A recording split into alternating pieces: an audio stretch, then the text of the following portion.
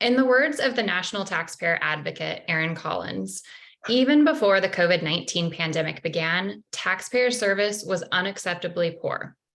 Over the last 3 years, we've seen and experienced dramatic changes in taxes, from pandemic-era shutdowns, backlogs, and unanswered calls at the IRS, to billions of dollars of pandemic relief administered through the tax code, to a new nearly $80 billion infusion of funding for the agency. Now, this filing season, pandemic relief dropped out of the tax code, and the IRS has begun putting its new funds to use. Just last month, the agency released its strategic operations plan for the new funds, explaining the objectives and initiatives it will undertake and providing some indication of how it will measure success moving forward. In many respects, though, it was light on specifics and confirmed some concerns about how lawmakers may have allocated too much new funding to enforcement at the expense of taxpayer service. Even with a return to a more normal filing season, taxpayers spent an estimated 2.2 billion hours, or in dollar terms, more than $100 billion, complying with individual income tax requirements alone. Our panelists today will dive into how taxpayers fared during the 2023 filing season and discuss what issues remain even as pandemic relief is gone and IRS funding is up. Joining me today is Alex Murashanu, policy analyst at the Tax Foundation, Kaya Singleton, Director of Federal Government Relations at H&R Block, and Andrew Lautz, Senior Policy Analyst for Bipartisan Policy Center's Economic Policy Program. I want to thank all of our panelists for joining us today. And for the attendees, if you have questions during the event, you can use the Q&A box at the bottom of the Zoom screen to type your questions to us, and we will get to those at a later portion in the event. Now, to kick us off, Alex, can you talk to us about some of the major changes that took place this 2023 filing season, both for taxpayers and for the IRS? Sure. I'm just going to share my screen here. Can everybody see that? Great. Well, thank you, Erica. So 2023 tax season review, it's a time of transition for both the tax code and the IRS itself. We're going to start out talking mostly about how the tax code had changed, and then how those changes sort of interacted with or coincided with changes in how the agency operated. So we start out, there are regular changes, which is every year the tax code adjusts various fundamental provisions for inflation. And this happened back in 2021 for the 2022 filing season that occurs in 2023, about the year 2022, starts all the way back in 2021, when the IRS adjusts certain thresholds according to inflation. And these things are sort of regularly occurring. It's a process called indexing. And so this is not the source of a source of turmoil necessarily at the IRS, but I thought it was worth highlighting these changes given how high inflation was. That was sort of a notable thing to highlight. The standard deduction went up from $12,550 to $12,950 as an example. The threshold for the top 37% income tax bracket went from around $523,000 to, I believe, $539,000. So these sort of fundamental changes were going on in the tax code to adjust for inflation. But really, the biggest changes for the IRS in the 2023 tax filing season, which is to say about the year 2022 incomes, was addition by subtraction, namely the major COVID era policies, the stimulus checks. Those were administered largely through the tax code in both 2020 and 2021. Those were gone. The child tax credit expansion in 2021 that was passed through the American Rescue Plan was gone in 2022. or the child tax credit expansion rather. And then there are a whole bunch of other sort of smaller policies that also were sort of phased out before the 2022 income year. So there was an expansion to the earned income tax credit that had phased out. There was an above the line charitable deduction, which was phased out. There were some modifications to the itemized charitable deduction that phased out. And so for the large part, in a large part, that reduces administrative burdens for the IRS. But there were some new administrative burdens as well created by policy. Most notably, the Inflation Reduction Act, which gave the IRS a whole lot of additional funding, also included some expansive green energy credits. Most notably for individual taxpayers would be the home energy efficiency investment, improvement investments, and the clean energy credit. Those created some issues for IRS trying to respond to and administrate, specifically the clean energy, clean vehicle credit, and state level stimulus payments, or various states have enacted different cash relief programs in 2022, and the IRS had to figure out, how to treat them, whether or not to treat them as taxable income. And so those are some new issues that added to the IRS's sort of plate of responsibilities in 2022 going into 2023. So that's the tax code side. Now on the spending side, as we know, the IRA substantially increased the IRS's budget by around $80 billion over 10 years. This is split into several categories. Enforcement receives a large increase in funding. Enforcement covers, roughly what you would think it would, as well as operations support, IT investments, and taxpayer service. And so these different functions part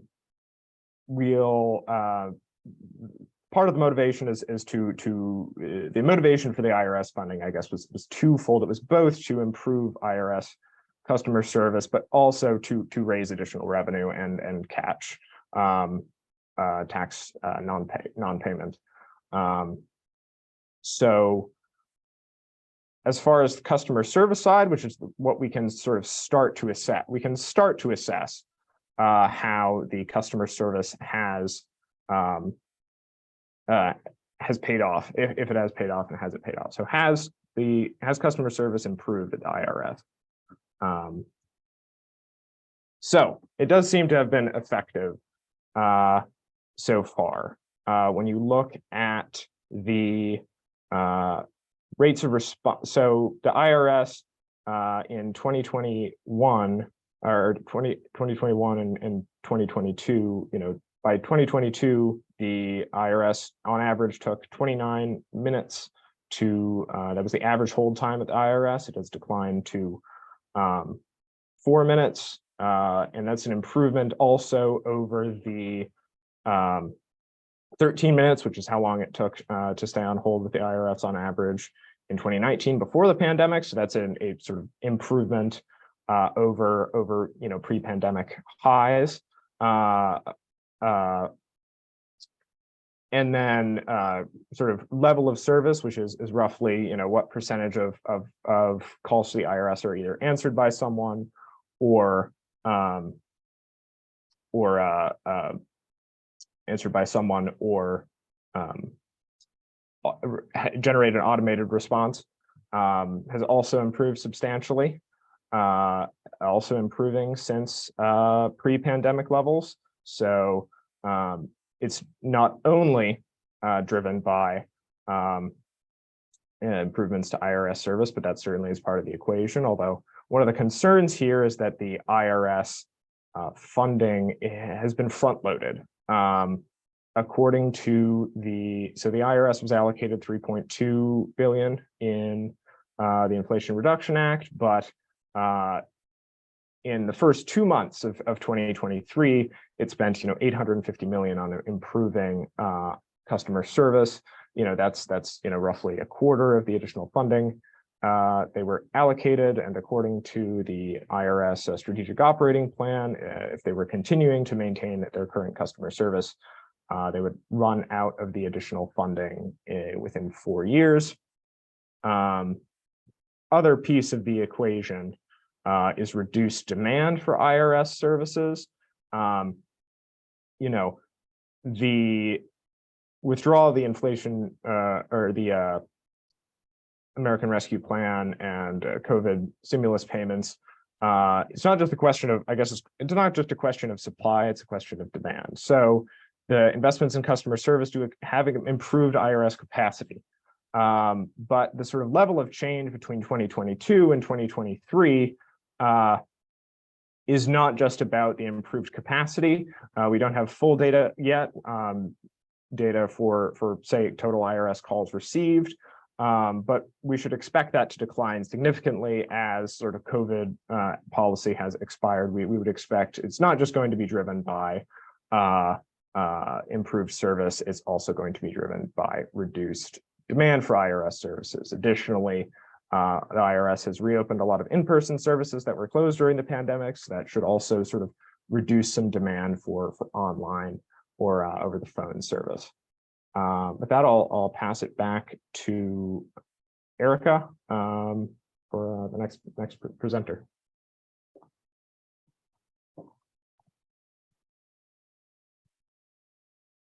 Thanks, Alex.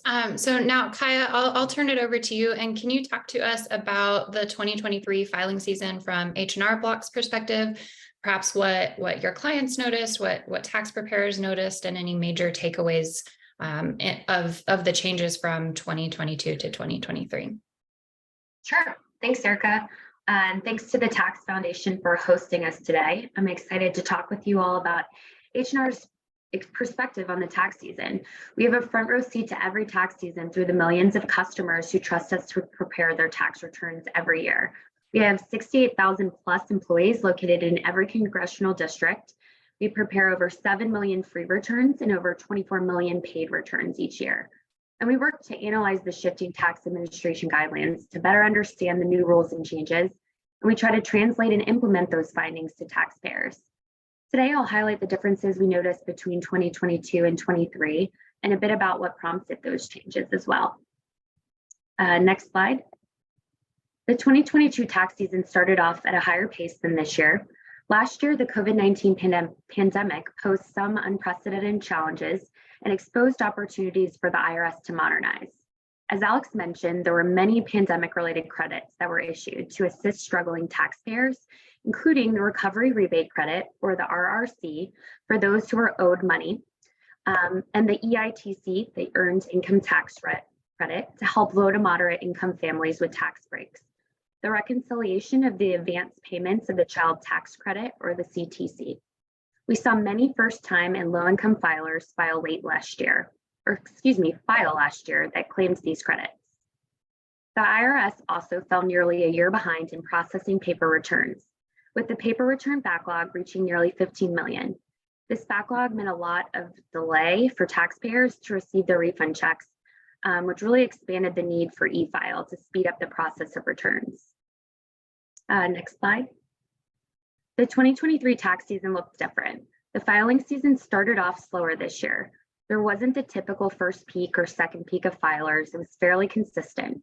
This year also marked a return to a somewhat but not fully normal tax season for taxpayers, with no federal relief programs after an unpredictable few years during the height of the pandemic.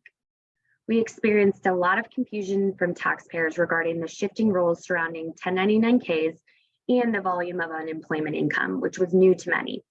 Here's a deeper look at what might have looked different than last year. The first, as I mentioned, was the expiring tax credit, which led to a much smaller refund for our clients.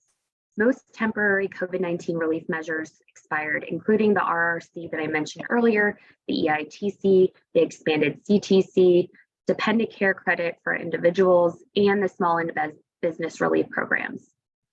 All of this contributed to an increase in the number of balance due filers and prompted the amount of low-income filers to return to pre-pandemic levels. So it was a big change this year from last in that way. Second, the filing deadlines were postponed in several states. In California, one of the largest states in the country, damaging storms in January prompted the IRS and California's Franchise Tax Board to push back the deadline for most Californians to file their taxes by October 16th.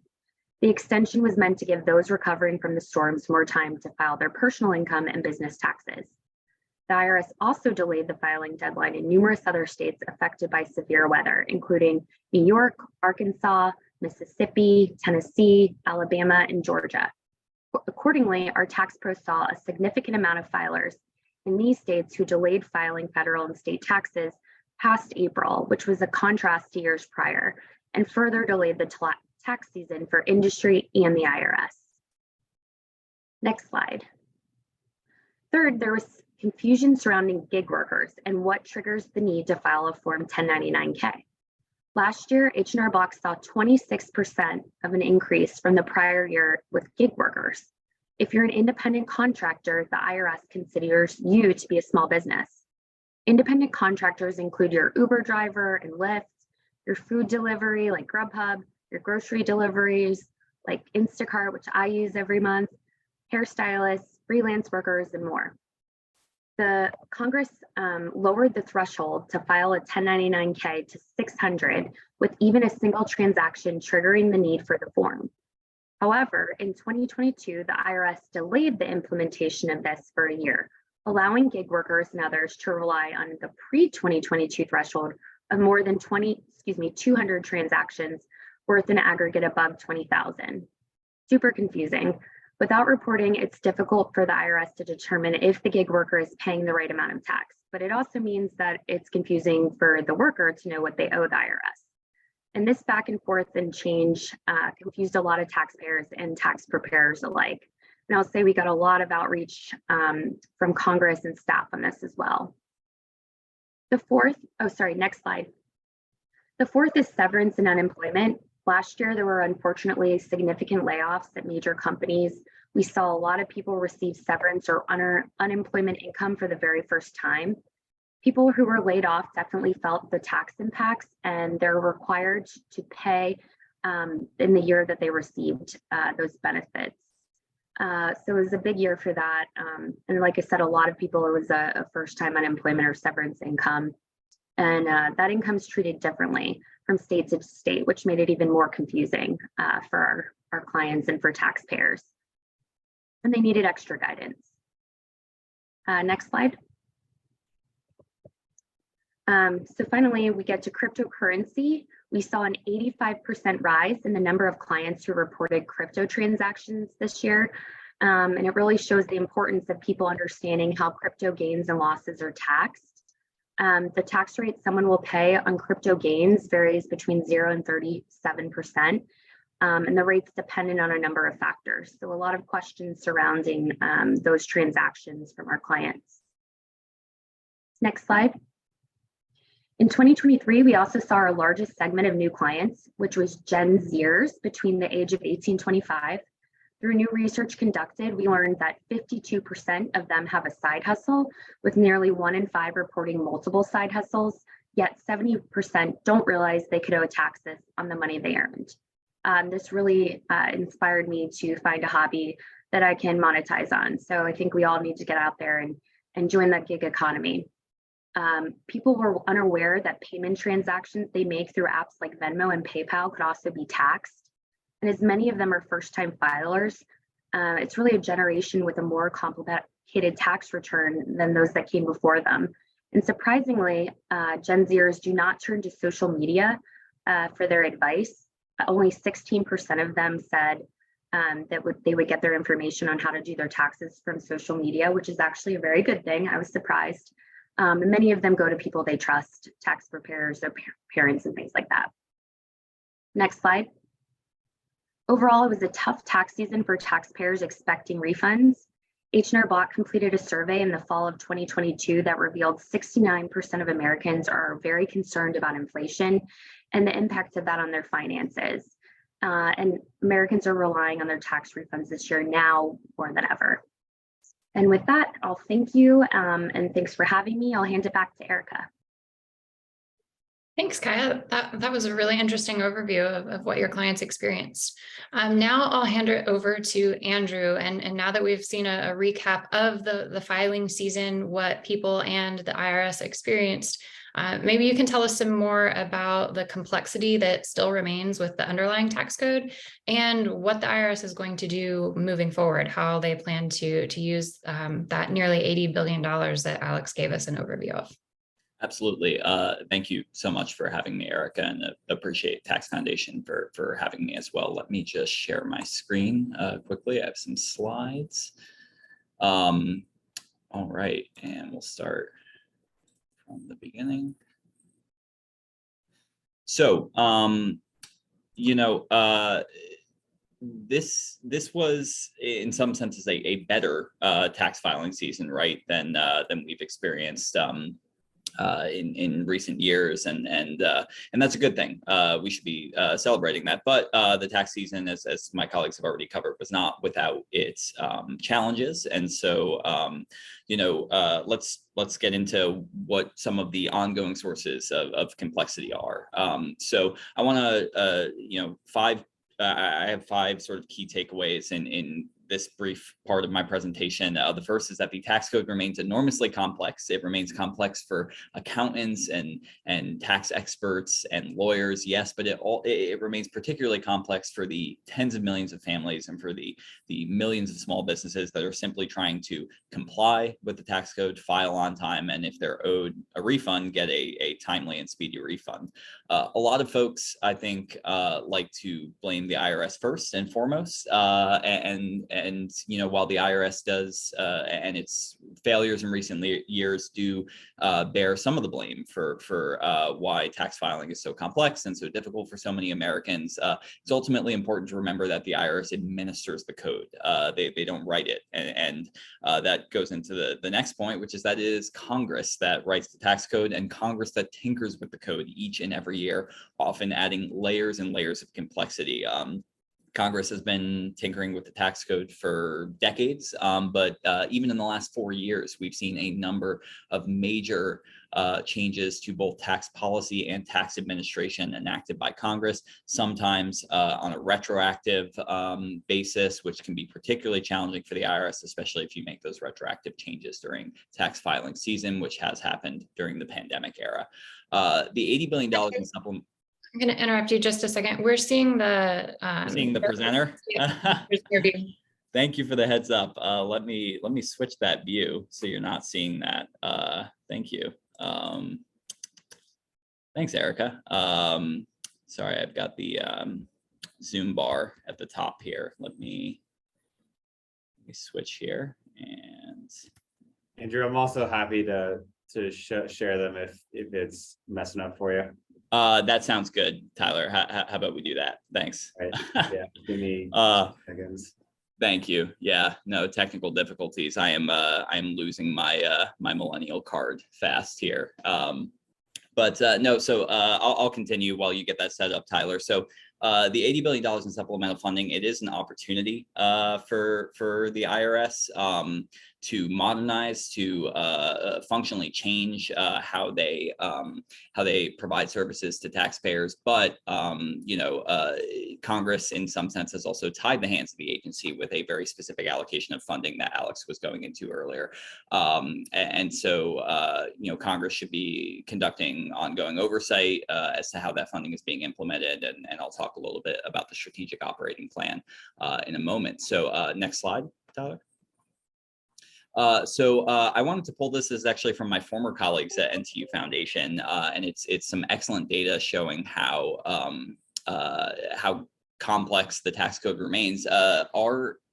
Our tax compliance burden on an annual basis was about $364 billion in 2022, according to my colleagues at National Taxpayers Union Foundation. That is a combination of the out-of-pocket burden, that's what folks spend on paid tax preparers or tax software, in the course of filing their taxes, but it's also the opportunity cost, the time burden was 6.6 billion hours in 2022, 6.6 billion hours spent complying with the tax code.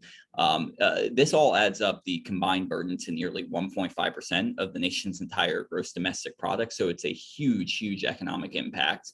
And if you'll go to the next slide, Tyler. The instruction booklet for the Form 1040, which is the main individual tax return that the vast majority of individual and joint filers actually file with the IRS every year. The instruction booklet for it used to be 2 pages, way back in 1935, in the early years of the federal tax code. It was 2 pages, and it stayed at a pretty reasonable length for several decades after that. 16 pages in the 50s and 60s. Now, in 2015, it was 236 pages. In 2022, it was 257 pages. It's just the tax code has gotten more and more complex, again, not just for wealthy individuals or for large and complex businesses or business partnerships, but it's gotten more and more complicated for the average taxpayer as well. Next slide, Tyler. Thanks. So again, to sort of reiterate a point at the top, politicians and sometimes taxpayers blame the IRS first and foremost, and there are some legitimate critiques of the IRS and its level and quality of service in recent years, especially during the pandemic. Up until this year, if you were filing an amended individual income tax return with the IRS, you couldn't select direct deposit if you were receiving a refund. You had to wait for a paper check from the agency. That changed this year, but it shouldn't have taken until 2023 to change that. The Government Accountability Office estimated last year that the cost of a customer service phone call to the IRS averaged more than $60 per call, whereas online visits to irs.gov, the average online service interaction cost the agency 19 cents. Now, of course, you would expect an online visit to cost the agency and to cost taxpayers less money than a phone call, but that is a 300-to-1 price advantage for online service over phone service. That's the direction the IRS should be going in. It's the direction they indicate they're going in the strategic operating plan, but there's still a lot of room for improvement. Next slide. But ultimately, it is Congress that is first and foremost to blame for tax code complexity. The IRS really fundamentally has 2 goals, right? To serve taxpayers, that's the S in IRS, and to fairly, efficiently, and effectively administer the tax code. The key word is there is administer, not write the nation's tax laws, but administer them. Just over the past 4 years, though, Congress has made major changes to the tax code, some of which are highlighted here. Taxpayers First Act of 2019 included major tax administration overhauls that the IRS is still in the process of implementing as it implements its strategic operating plan for the $80 billion it received in the Inflation Reduction Act. You had all the various COVID bills, the rebates involved there, the employee retention tax credit, which was mentioned earlier, expansions to the child tax credit, the earned income tax credit, premium tax credits to purchase health insurance on the Affordable Care Act exchanges. You had the American Rescue Plan, you had the infrastructure bill, which extended gas taxes. It made changes to bonding rules and tax exempt private activity bonds. You had the CHIPS and Science Act, which created a new tax credit for advanced manufacturing investment. And you had the Inflation Reduction Act, which enacted a new corporate alternative minimum tax, stock buyback excise tax, premium tax credits, and of course, the IRS funding that we're talking about today. Next slide. So the IRA funding for the IRS, this $80 billion over 10 years, it does represent an opportunity primarily for 2 reasons: the funding amount and the guarantee.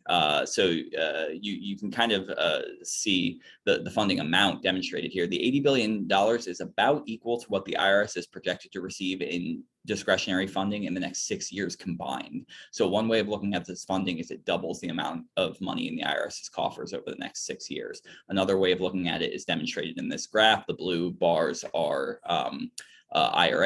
projected IRA outlays, according to CBO's cost estimate of the IRA last year. And the gray bars are projected discretionary funding for the IRS over the next 10 years, 11 fiscal years from their May baseline. So this is, especially in those later years, significant funding that is going to about double what the IRS's typical discretionary budget is in the out years. Next slide, please.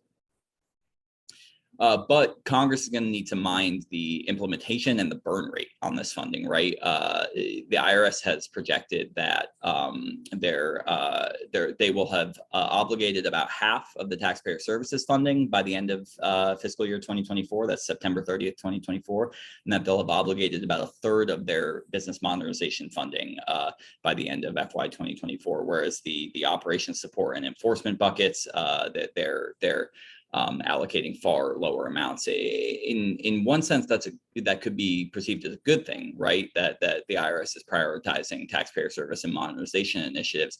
On the other hand, just the need to hire additional customer service representatives, as they've had to do for this filing season, means that the IRS, just in sort of keeping at capacity or meeting their capacity needs in the next couple of years, could burn through that taxpayer services funding before they get to these ambitious initiatives that will add capability and capabilities to IRS customer service and really modernize it for taxpayers. And so that's a key concern, I think, that we'll be watching and that Congress will surely be conducting oversight on in the next several years. And with that, I think that wraps up my presentation. Happy to answer any questions. Thank you. Thanks, Andrew. So I'm going to start off with a sort of big picture question that any of the three of you can jump in and answer. And then we've got some audience questions coming in that I want to get to as well.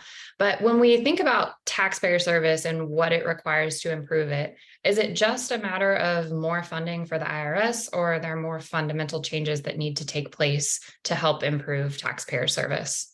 And Andrew, you kind of alluded to this when you talked about, it's the IRS is just there to administer what lawmakers are doing. So maybe could you kick us off on how you think about the balance between what goes on with lawmakers and then what goes on with IRS funding? Sure. Happy to talk about it more. So I think even Commissioner Werfel has acknowledged, certainly the lawmakers that were in charge of asking questions at his confirmation hearing at Senate Finance recently, would acknowledge that there are culture issues at the IRS too, right? It's not just funding amounts that are going to solve all of these problems here. I think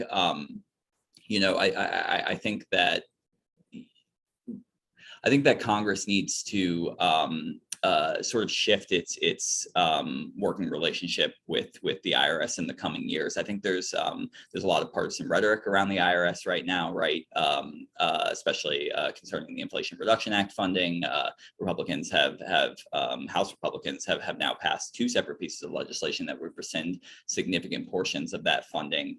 But I think actually modernizing and improving the IRS and delivering on the ambitious objectives and initiatives that were outlined in the strategic operating plan, it's going to take not just the IRS actually meeting these lofty objectives and having enough funding to do so, basically achieving the objectives before they burn through the funding. It's also going to take collaborative work with tax practitioners, with nonprofit tax policy experts, folks at Tax Foundation, at Bipartisan Policy Center, at my old organization, National Taxpayers Union Foundation. It's going to take collaborating with taxpayers and doing more sort of seeking more feedback, I think, from average taxpayers and small businesses that are trying to comply with the code. And it's going to take a lot of work in Congress. Congress, I think, needs to do, as we were discussing, some self-reflection on the complexity that they have wrought in the code. And this needs to be a collaborative process. Right now, we're not seeing that collaboration on Capitol Hill. It's something I hope changes in the near future. Absolutely. Thank you. Alex or Kaya, do you have anything to add on that point? Sure. Yeah, I think when we think about that when we focus on, IRS, I think IRS administration, these sort of issues are, only a small part of the battle as far as improving, the taxpayer sort of customer service. I think the underlying code is, very important. There's only so much improving investment in the IRS's capability to respond to taxpayer concerns is given that taxpayers making it easier so taxpayers have fewer concerns to begin with is a more fundamental, would result in sort of more fundamental, I think, improvements. But in the meantime, I think investing in more automated capacity would be sort of more sustainable than just improving and hiring more employees, which you'd have to which it's just salaries you got to pay every year as opposed to long-term investments that continue to pay dividends after the funding zeroes out. Yeah. So zooming in more on taxpayer service this year, Kaya, can you talk to us about, were H&R Block preparers able to get a hold of the IRS when they had questions on their line? How reachable was the IRS from your perspective? And then if you have any indication on the quality of the service, not just the calls getting answered, you share any details you have on that as well. Sure. Thanks, Erica. So, things have improved mildly. The IRS publicly shared that they achieved an 87%, I think, level of service on their phone lines compared to last year, where it was 15%. So they're making good improvements to answering the phones, but we've received mixed feedback from tax pros trying to resolve taxpayer issues. One improvement is that it's easier to speak to a live assister when using the PPS, which is the Practitioner Priority Service Line, making it easier for our tax pros to get a hold of the IRS rather than using the general phone lines. But we've noticed that there's still significant delays in this processing of correspondence and related items that are sent in from the taxpayer and the tax pro. We know that the IRS is still working through backlog associated with notices and correspondence, and causing delays and frustration with taxpayers and tax pros. So with the $80 billion funding, to everyone else's point, there's a strong need for enhanced customer tax pro service options to improve the experience. And again, better than last year, but definitely still room for improvement. Absolutely, thanks. So as we're looking at how lawmakers allocated this $80 billion and only about $3 billion of that went to taxpayer services, what do you all think about that allocation, the burn rate, and are we going to be in a spot in the end of fiscal 24 if they've burned through that $3 billion in customer service, where we need to allocate more funds to IRS customer service efforts? What do you see, any three of you, moving forward on the allocation of the funds and what that potentially means for an ask for additional funding in the next few years? Oh, Alex, go ahead. Oh, okay. I'll start. So a couple interesting trends, right? One, if you actually bury deep into the IRS's FY 2024 budget justification, which I'm sure the four of us on this call and probably many of our audience members have done, but maybe most Americans haven't, because we are not like most Americans.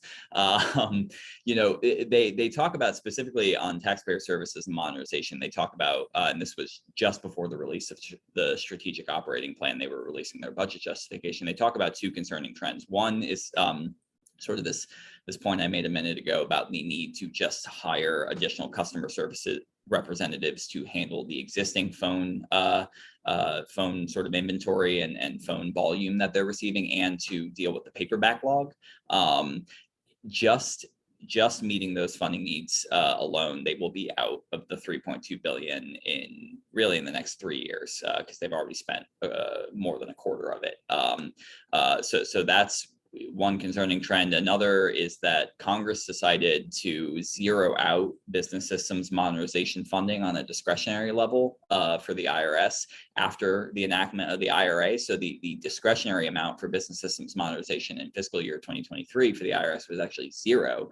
And in the IRS budget justification for FY 2024, they're basically begging Congress to give them that money back. And they said that they are going to have to either curtail or totally scrap about a third of their modernization initiatives in the strategic operating plan if they don't continue to receive discretionary appropriations. And so that's why I think that's one of the reasons why you've seen more and more sort of nonpartisan actors like the National Taxpayer Advocate call for a reallocation of funding. I'm not necessarily sure, how Congress would work through that, especially given the sort of partisan tensions around the IRA and the IRS funding in the IRA right now. But I would encourage Congress and the IRS to think imaginatively about, well, what are the scope of activities we can fund in these larger accounts, in enforcement, in operations support? Are there enforcement activities that are actually more geared towards helping taxpayers who are selected for a correspondence audit sort of work through that process and reach a speedy resolution with the IRS that would fall under the enforcement activities bucket, but is also overlaps with taxpayer services and operations support. Can Congress essentially, can the IRS expand the scope of activities within some of these larger accounts? That's one trend I'm looking at. Yeah, I think that's a really interesting point. I mean, as far as the being creative about these broad allocation categories, I mean, investing in improved IT seems like the biggest possible sort of win-win from the perspective of both taxpayers and the IRS as a collections agency and as a service provider, where better IT can produce both sort of better targeting of audits, which saves both catches additional income and tax non-payment, but it also, by better allocating the IRS's resources, might save, taxpayers time on compliance. If they've already paid their taxes appropriately, they get to, they're less likely to undergo an audit under those circumstances if the investments pay off. And we have seen that improvements in IT can improve our audit targeting in the past. So I think that would be an interesting approach to this issue. And I mean, in the strategic operating plan, as far as the service funding goes, I believe they are asked for also additional funding for already for aid in administering the environmental credits from the Inflation Reduction Act. They already asked for an additional 1.2 billion in new taxpayer services funding to deal with that. So I think that's another layer of concern as far as how quickly they're going to go through the relatively small increase in taxpayer services funding that they got.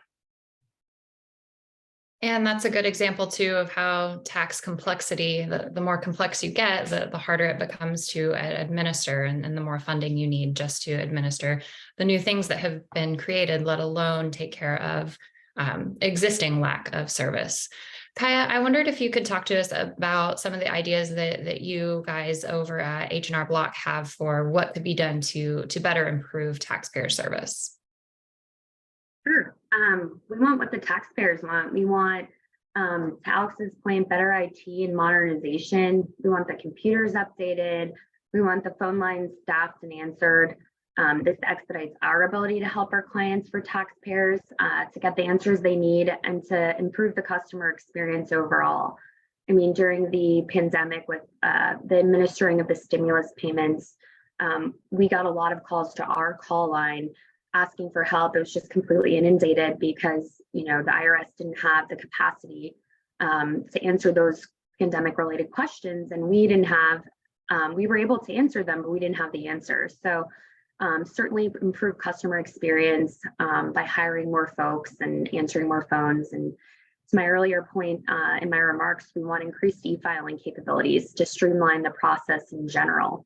And all of this is, hopefully helpful to getting people the answers that they need. Thanks.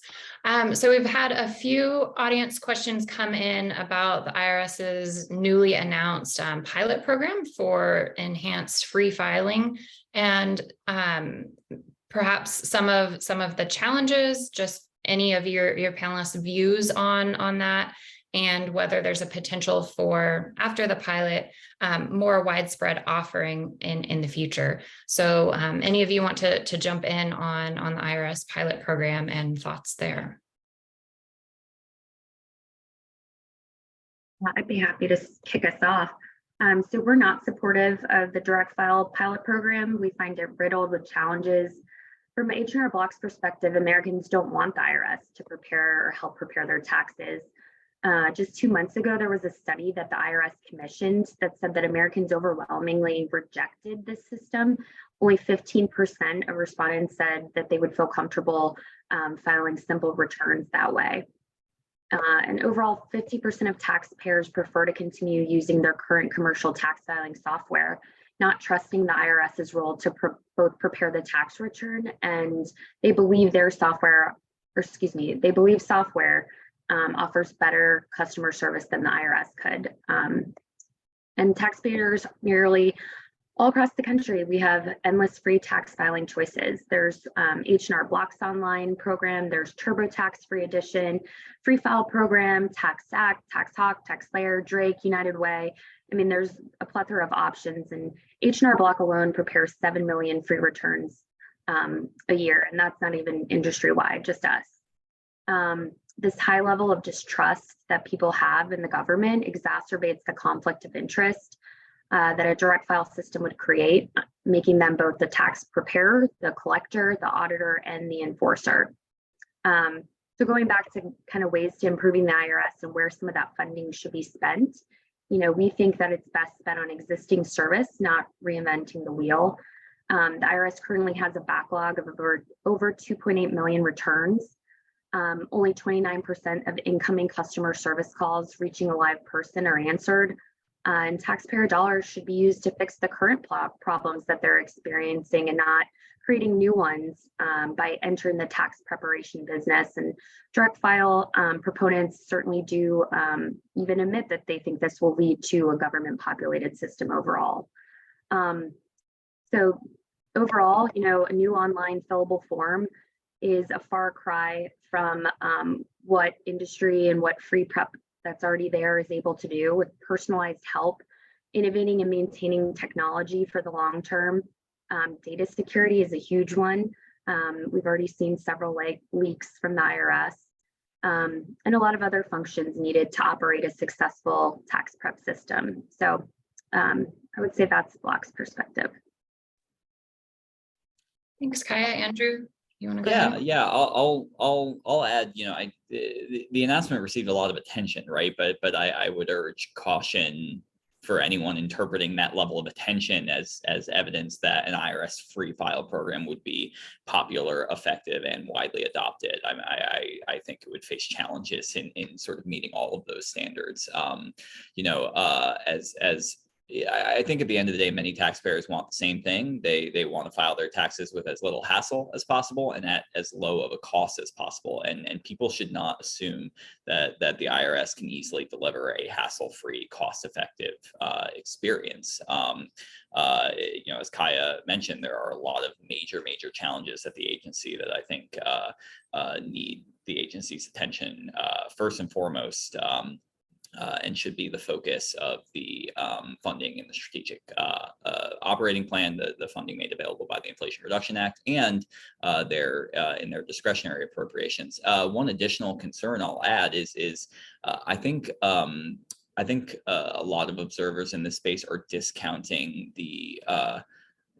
taxpayers' interest and need to have state forms and state electronic filing and federal forms and federal electronic filing in the same service, which of course the major tax software providers offer, but the IRS would likely not be able to right off the bat. I think a lot of taxpayers are seeking that convenience of being able to file federal and state in one product and not have to go to 10 different websites or file in 2 different places. Certainly another concern is data security, privacy and security, which I think the IRS has a lot of work to do in that space as well. So just a couple additional thoughts from my end.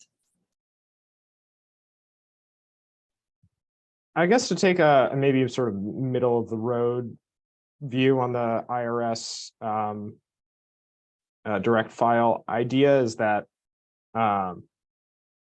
as Andrew sort of shared on his slide on compliance costs, that most of compliance costs are opportunity costs rather than out of pocket.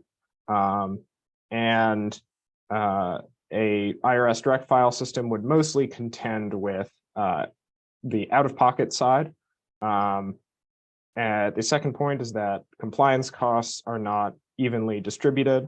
Higher income earners have, more complex returns. Also, when looking at, aggregated compliance costs, a lot of that is business side. Businesses have, whole tax departments, to comply with the tax code. They wouldn't necessarily, benefit from a simple direct e-file system. Meanwhile, the sort of direct e-file system would be targeted at people with, simpler returns, which so they, proportionally have lower compliance costs to begin with. Now, that's not to say that it wouldn't necessarily that, the costs of this program would outweigh its benefits necessarily. But I think people often think of a program like this as a sword through the Gordian knot of, if we just had an IRS program to do it, then we wouldn't, these 300 billion, in compliance costs would go away at the end of the day, and that wouldn't even be true of the out-of-pocket individual costs that people pay. Not to say that it couldn't be a marginal improvement, but I think the all-encompassing, benefits of it are a little bit oversold. Thanks. So we had an audience question come in about the IRS hiring plans versus what's happening in Congress right now with the debt ceiling. But I think it raises an interesting question of the challenges that the IRS faces with its really, robust hiring plans. They've already brought on about 5,000 customer service representatives with the new funding. But a lot of their hiring is going to take, really specialized tax attorneys, tax accountants. So I wondered if any of you have thoughts about some of the challenges facing the IRS as it looks to ramp up hiring in the environment that we're in right now.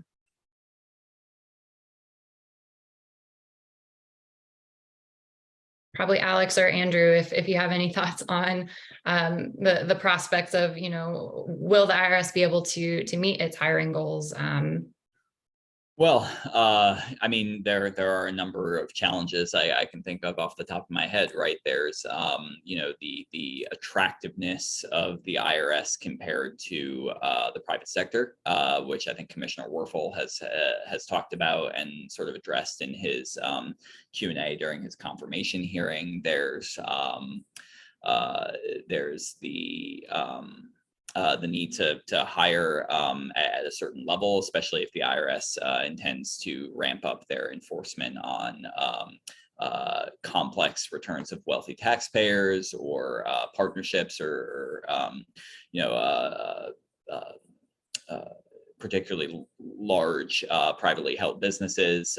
If they're intending to ramp up their efforts there, that requires complex months or sometimes years long audit and enforcement work that's going to really require the IRS to hire experienced experts in the field. You kind of referenced it in the question, Erica, but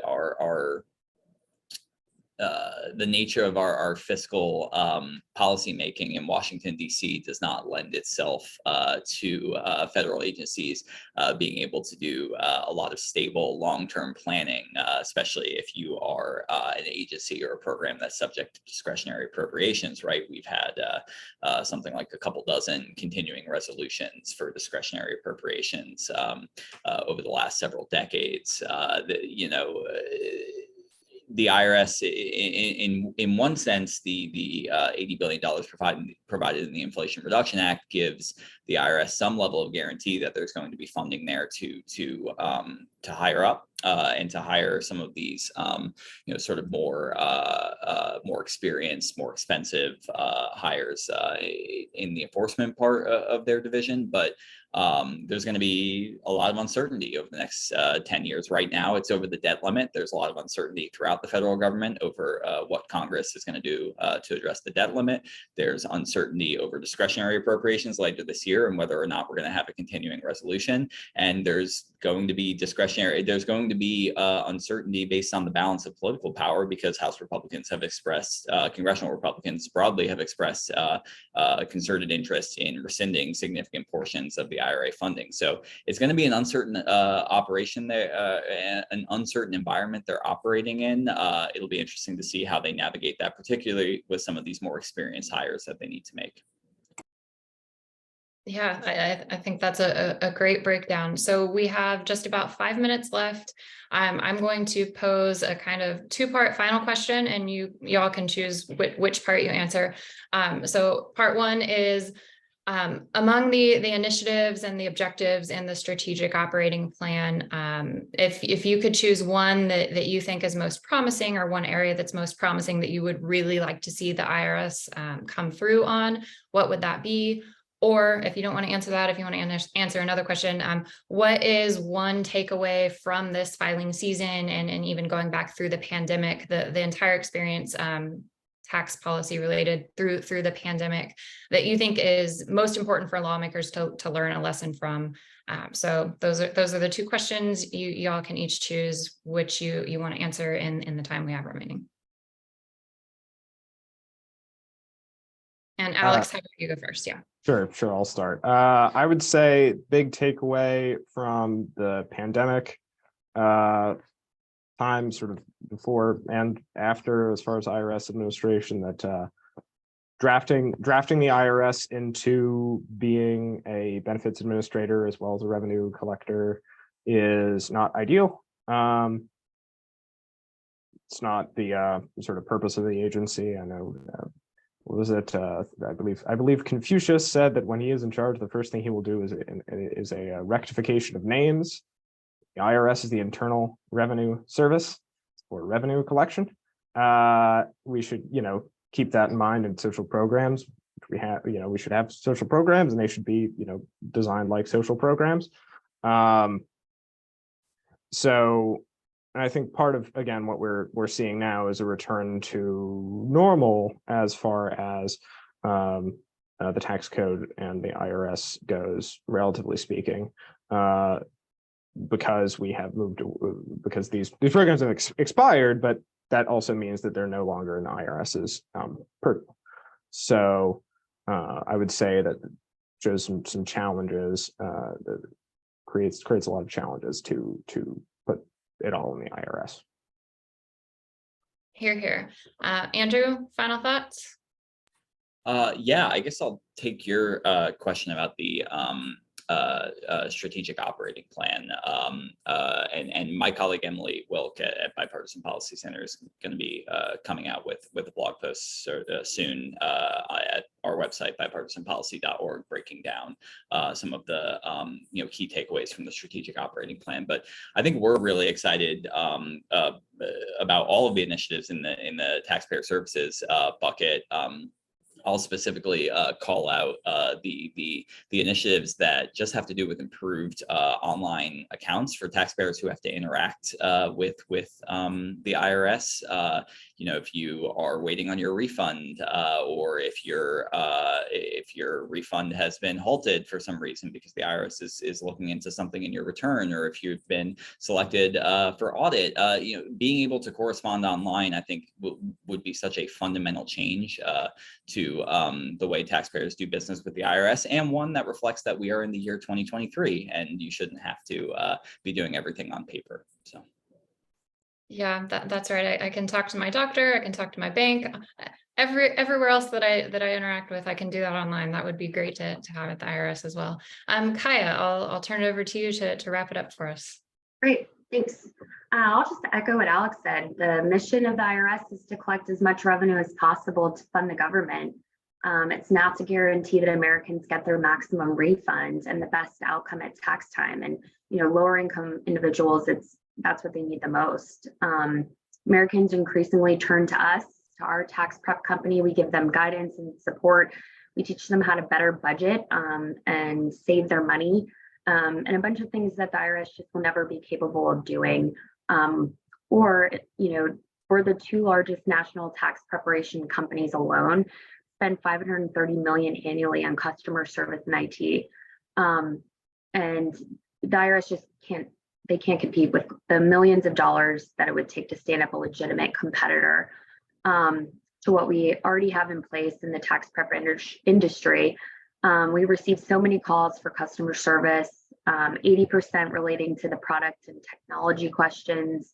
And I think everyone benefits by the IRS taking the money that they got and improving customer service and the taxpayer experience. Thank you. Thank you to all of our panelists for joining us today. And thanks again to the Tax Institute at H&R Block for sponsoring our event. The recording will be shared afterwards on our website and in email. And so thanks again, everyone, for joining us today and recapping the 2023 filing season. Thank you.